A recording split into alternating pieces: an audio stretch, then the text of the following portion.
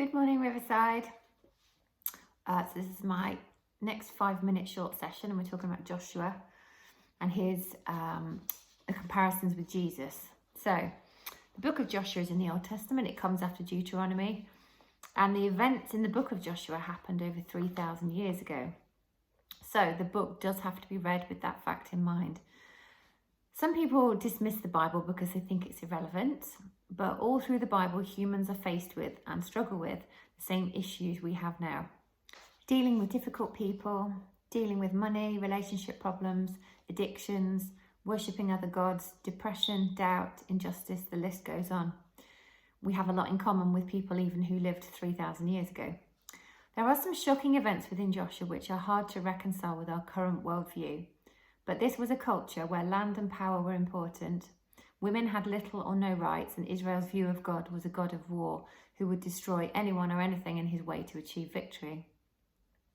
But the Bible shows a trajectory in humanity's view of God, and part of the story of the Old Testament is humanity trying to get a handle on him, often creating God in their image or trying to mould him into their violent, power-based culture, which is why when Jesus appeared on the scene, he was such a massive shock to Israel. So who was Joshua? He was Moses' apprentice and was the one who led God's people into the promised land. God's promises so far had been to Abraham, Isaac and Jacob when he said, I will give you the promised land, descendants more numerous than the stars, and promised them blessing and redemption. And in Joshua, these promises have come true. They cross the Jordan River and take the land promised to them. They are numerous and they have the blessing of God on them. But part of the promise is a condition from the beginning that they are blessed to bless others. Joshua receives another promise from God. Be strong and courageous. Do not be afraid or discouraged, for the Lord your God is with you wherever you go. Joshua does appear to have success wherever he goes. He reminds his people repeatedly of the need for obedience to God and attributes their success to their adherence to the law. Joshua was a great leader and foreshadows many of the qualities of Jesus.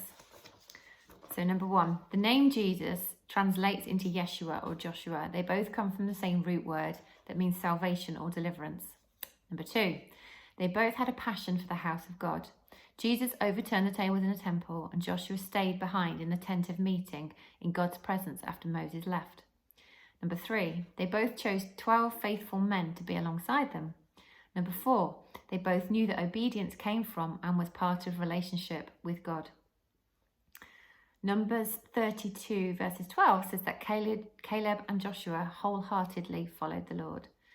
Number 5, they both led God's people into the promised land and God's rest. Joshua's final words to his people were, but if you refuse to serve the Lord, then choose today who you will serve. But as for me and my family, we will serve the Lord. Thank you.